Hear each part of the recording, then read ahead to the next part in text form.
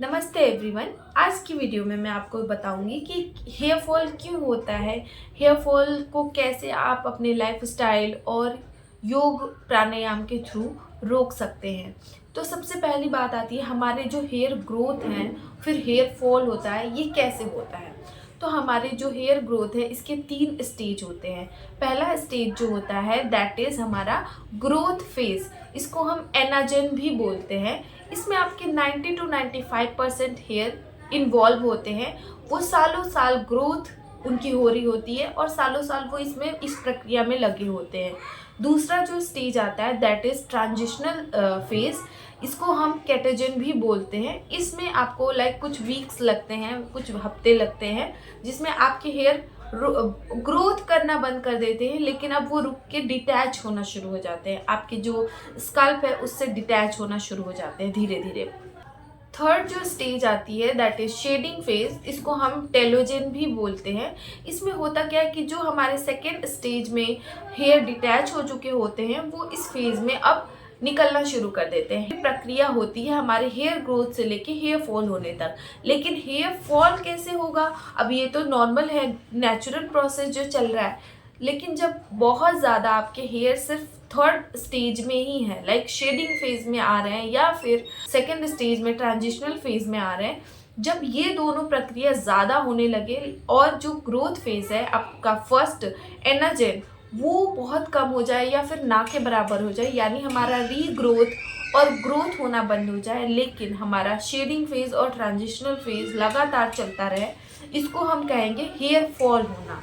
तो जनरली बोला क्या जाता है कि 70 to 100 अगर हेयर फॉल हो रहे हैं, रोज़ गिर रहे हैं इतने हेयर, तो which is normal. According to me this is not normal, because अगर 70 to 100 गिर रहे हैं और आपके ज़्यादा घने बाल नहीं है तो फिर ये तो बहुत बड़ी समस्या है ना।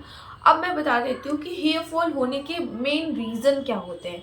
तो इसके बहुत सारे रीज़न्स हो सकते हैं, जैसे कि आपका हार्मोनल इम्बैलेंसेस होना, आपके अंदर हार्मोन का इम्बैलेंस होना। दूसरा, आप अगर डायबिटिक पेशेंट हैं, आपको थायराइड है, अगर आपको बहुत स्ट्रेस एंजाइटी और बहुत ज़्यादा एंगर इश्यूज़ हैं, बहुत ज़्यादा आप स्ट्रेस ले रहे हो। इसके बाद है कि आप ऐसे एरिया में रह रहे हो जहाँ बहुत पोल्यूशन है, आपका वाटर बहुत ज़्यादा पोल्यूटेड है और आपकी स्लीपिंग पैटर्न ख़राब है, आप अच्छे से नींद नहीं ले पा रहे हैं। तो ये सारे रीज़न है। और जो मुख्य रीज़न है दैट इज़ आपका डाइट।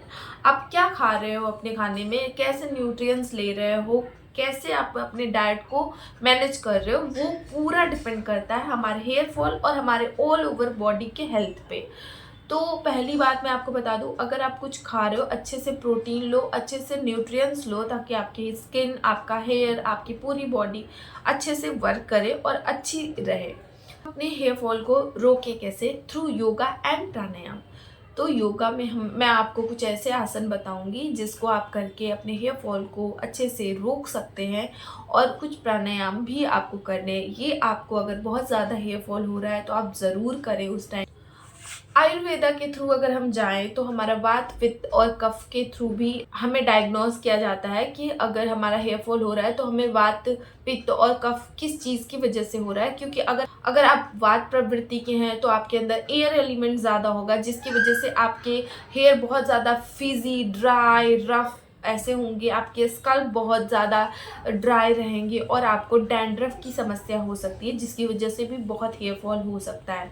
उसके बाद सेकेंड हमारा जो है वो पित्त। अगर आप पित्त प्रवृत्ति के हैं तो आपके बॉडी के अंदर बहुत ज़्यादा हीट होगी। एक्सेस हीट की वजह से हमारे हेड में भी बहुत ज़्यादा, हमारे जो सिबेशियस ग्लैंड है उसके थ्रू हमारे हेयर में बहुत ज़्यादा हीट जाएगी, और जिसकी वजह से हमारे हेयर ग्रेइश होके फिर वाइट की तरफ कन्वर्ट होना शुरू हो। जो प्रवृत्ति है दैट इज़ हमारा कफ प्रवृत्ति। अगर हम कफ प्रवृत्ति के हैं तो इसमें हमारे बॉडी में बहुत ज़्यादा कफ की वजह से म्यूकस, हमारे अंदर बहुत ज़्यादा म्यूकस होने लगेगा, हमारे हेयर फॉलिकल के अंदर म्यूकस इकट्ठा होने लगेंगे, बहुत माइक्रो होंगे, जिसकी वजह से आपके जो रूट हैं वो ब्लॉक होना शुरू हो जाएंगे। आप सिबेशियस ग्लैंड है, सिबेशियस ग्लैंड का काम क्या होता है, वो आपके बॉडी को नेचुरल ऑयल प्रोड्यूस करके आपकी बॉडी को लिब्रिकेट करके रखती है और नेचुरल ऑयल देती है।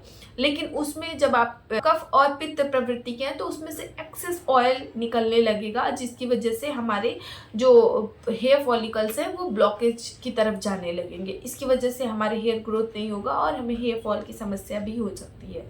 तो ऐसे कौन कौन से आसन आप कर सकते हैं जिससे आपका हेयर फॉल रुके? तो आपको करना चाहिए उष्ट्रासन, आपको करना चाहिए पादहस्तासन, उसके बाद आप माउंटेन पोज कर सकते हैं। इन्वर्जन में आप सर्वांगासन, हल आसन और विपरीत करनी जैसे आसन भी कर सकते हैं। प्राणायाम में आप कौन कौन से प्राणायाम कर सकते हैं? अगर आपका बहुत हेयर फॉल हो रहा है, दैट इज़ आपका कपालभाति क्रिया कर सकते हैं। उसमें आपका जो ब्लड फ्लो है, ब्लड सर्कुलेशन अच्छे से ऊपर तक जाएगा, आपके हेड तक, ब्रेन तक जाएगा ऑक्सीजन लेवल। उसके बाद आपको अगर हेयर फॉल हो रहा है तो आप भ्रामरी कर सकते हैं। भ्रामरी भी बहुत अच्छा रहेगा, क्योंकि अगर आपका स्ट्रेस लेवल ज़्यादा है तो आपकी बॉडी को वो रिलैक्स करेगा। तो ये तो ऐसे प्राणायाम हो गए जिनको आपको करना है। अब मैं आपको कुछ आसन बता देती हूँ जिनको करके आप अपने हेयर फॉल को रोक सकते हैं। पहला आसन हम करेंगे camel pose, that is Ushtrasana.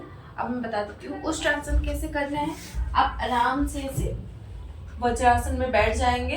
Then if you are comfortable, अगर आप कंफर्टेबल हैं तो ऊपर की तरफ जाना है और पूरा आपको अपने हैंड को नीचे लेके जाना है, दिस वन, एंड यहाँ पे होल्ड करना है।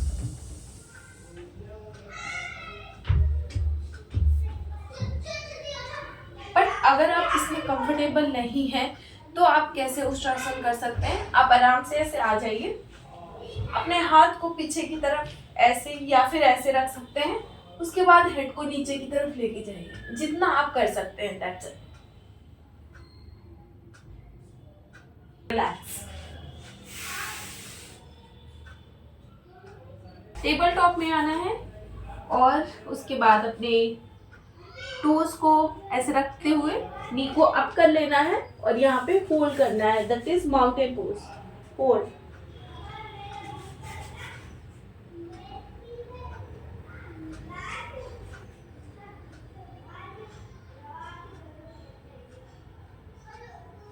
रिलैक्स।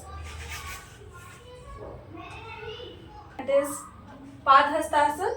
हाथ को ऊपर की तरफ ले जाके नीचे की तरफ आएंगे, यहाँ पे बॉडी को होल्ड करेंगे। अगर आप कंफर्टेबल हैं तो अपने नीज को स्ट्रेट रखिए, अदरवाइज हल्का सा बेंड करके होल्ड करिए।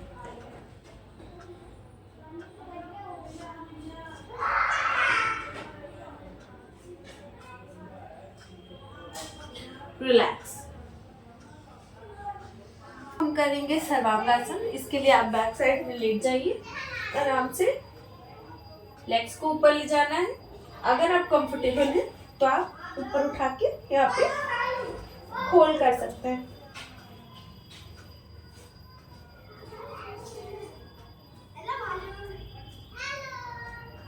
तो ये तो रहे आपके कुछ आसन जिनको आप कर सकते हैं। उसके बाद आप कर सकते हैं कपालभाति। आराम से बैठ जाइए और स्ट्रोक्स लगाना। इसकी वीडियोस मैंने अलग से बना रखी है, आप वहाँ से देख सकते हो।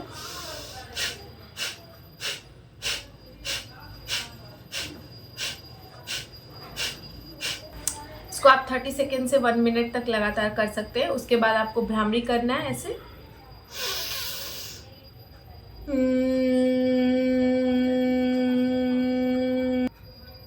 रिलैक्स। इन दोनों की ही वीडियो आपको अलग मिल जाएगी, आप वहाँ से अच्छे से इसको सीख सकते हैं, उसके बाद कर सकते हैं। और हाँ, लास्ट में आप शवासन ज़रूर करें। तो ये तो थी मेरी हेयर फॉल के लिए वीडियो। अब आप इसको देख के अपनी प्रैक्टिस ज़रूर करें, जिससे आपका हेयर फॉल रुक जाए। चलिए, बने रहिए, देखते रहिए मेरी वीडियो। तब तक के लिए नमस्ते।